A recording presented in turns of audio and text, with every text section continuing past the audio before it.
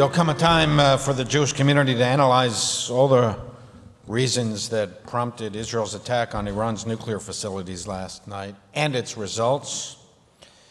But this Shabbat is not that time. This Shabbat must be dedicated to solidarity, concern for the well-being of our brothers and sisters in Israel, and prayers for victory. There are many weeks, perhaps even months of war to come. May our people be safe and may harm be minimized. Judaism is for peace and for life. Uvacharta b'chaim, choose life, so that you and your offspring may live, the Torah insists. If your enemy seeks your destruction, arise earlier to thwart him, the sages taught. If war is imposed upon you, if you have no choice, win the war and then sue for peace. It is an existential moment for Israel and world Jewry.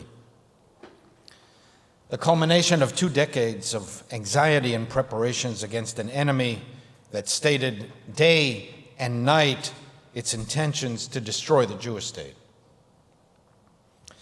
Israel was established to empower Jews with self-determination. After 2,000 years, a persecuted, abandoned, decimated people finally rose up and said, enough. The days of murdering and massacring Jews with impunity are over. We will protect ourselves. We will defend ourselves. We will be masters of our own fate. We shall return to the ancient homeland and live again.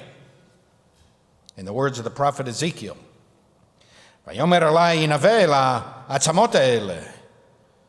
And God said, "You dry bones, hear the word of the Eternal One. Behold, I will cause breath to enter you and put sinews upon you and cover you with skin, and you shall live again. Ko amar Adonai Elohim. Thus says the eternal God, I will open your graves, O my people, and I will bring you into the land of Israel. And I will put my spirit in you, and I will place you in your own land, and you shall live again. And you shall dwell in that land that I have given unto Jacob, my servant. You, your children, and your children's children, ad olam, forever and ever." Some of you have joined our missions to Europe. We visit Babi Yar in Ukraine, where 33,000 Jewish citizens of Kiev were marched into a steep ravine and gunned down. And our delegations stand over that ravine in silence, asking ourselves over and over again, how could this happen? October 7th is how it happens. A nuclear-armed Iran is how it happens. A confused, duplicitous, hypocritical, feckless, sometimes anti-Semitic, appeasing world is how it happens, whose demands of Israel are dramatically higher than the standards they hold themselves to. There will come a time when the free nations of the world will thank Israel for defending Western civilization. Israel, this tiny country, you can't even find it on the map, the size of New Jersey, stands in the breach between barbarism, nuclear blackmail, and the threat of annihilation, and freedom, dignity, and prosperity. Even Arab countries will express gratitude, if not publicly, then in closed quarters. Already, some Iranians have written on social media that what Israel is doing is returning the favor to the Persians that the Persian king Cyrus did for the Jews in 539 BCE when he allowed the Jews to return back to the land of Israel and Jerusalem. The attacks last night are the direct consequence of October 7th. I remember our gathering on Simchat Torah morning when the details were just beginning to come in. Were any of you there on that morning? If you remember, I told our congregants who gathered to celebrate the festival, some of whom had not even heard yet about what was happening in Israel, that this day, October 7th, 2023, will be a day that will live in infamy and forever change the course of Jewish history. I said that it will trigger a series of events that will determine Israel's and thus the Jewish people's well-being for decades to come. I mentioned that it was not just another round of Hamas attacks and Israel responses, but that Hamas's genocidal savagery, encouraged, inspired, and paid for by Iran, would prompt a reawakening and a total re-examination by Israel of the depths of the hatred and genocidal determination of Israel's enemies to destroy her. And in turn, it would radically alter Israel's defense and deterrence policies, that Israel would no longer be able to shrug off these blood-curdling threats of annihilation as simply a propaganda tool used for domestic audiences. The ironclad lesson of Jewish history that we neglected on October 6th is that when someone threatens to kill Jews, believe them. When a nation threatens to annihilate the Jewish people, believe them. And take measures, preemptive if necessary, to protect yourself and eliminate the threat. The October 7 war is now reaching its natural and final phase. It was bound to happen sooner or later because all terrorist roads lead back to Iran. All terror proxies, Hamas, Hezbollah, Islamic Jihad, the Houthis, are all tied to that radical regime. May Israel prevail comprehensively and quickly with as little bloodshed as possible. And make no mistake, as Israel goes, so goes the Jewish people. Those who do not see this are hopelessly lost. Those who think that the Jewish people can recover from another Holocaust 80 years after Auschwitz are delusional. To this day, 8 decades later, we have still not restored all that was lost. There are fewer Jews today alive than on the eve of World War II, 80 years later. And it's worth noting that Israel is the only place in the world where the Jewish population is growing. And it's worth noting that more Jewish babies are born in Israel than all of the other places where Jews live combined.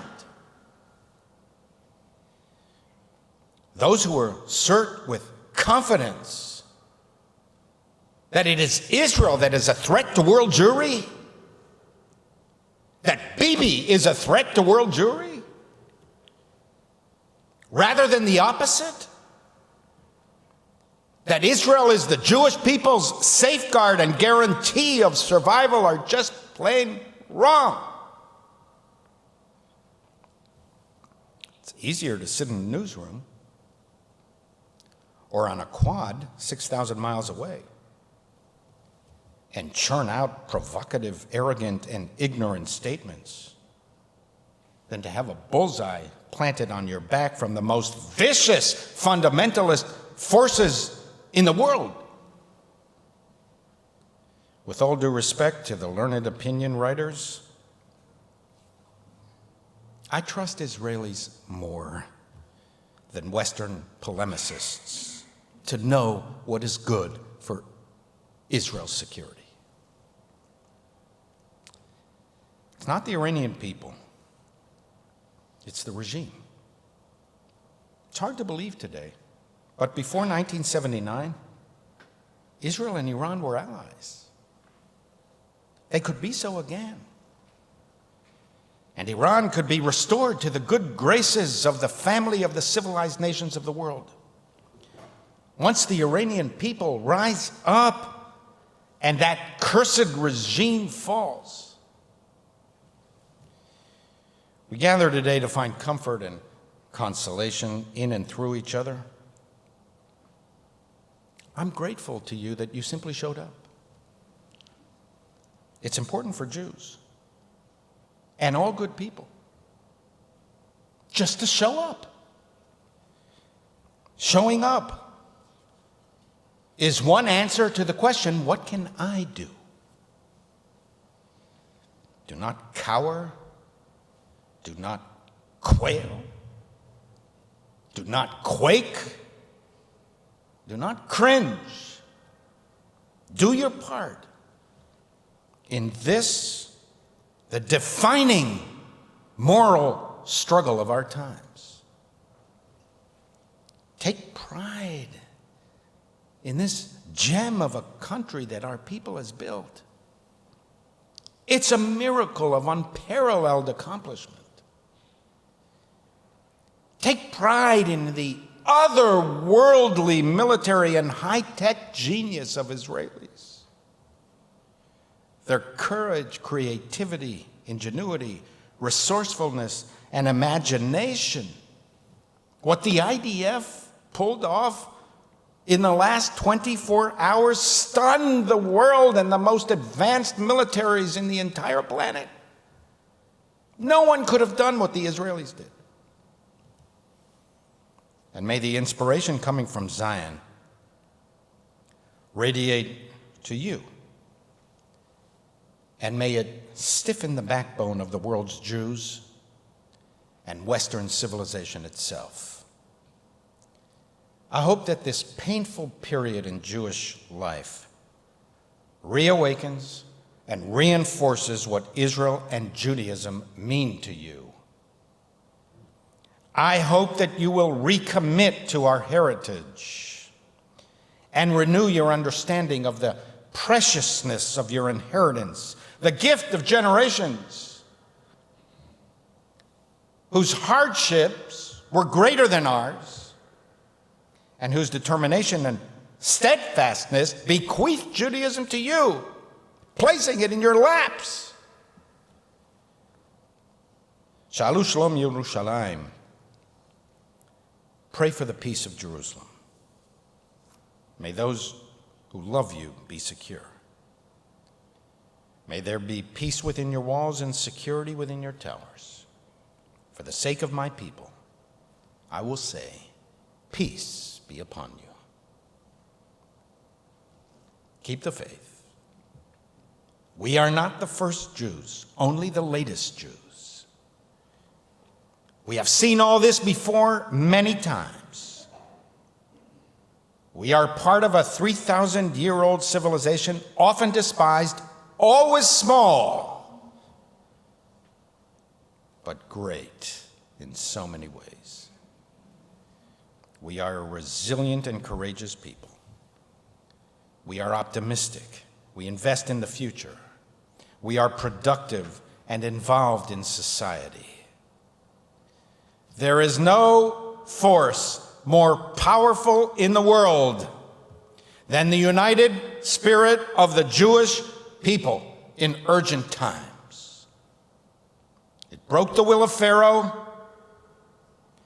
of history's tyrants who could not fathom how we were still around.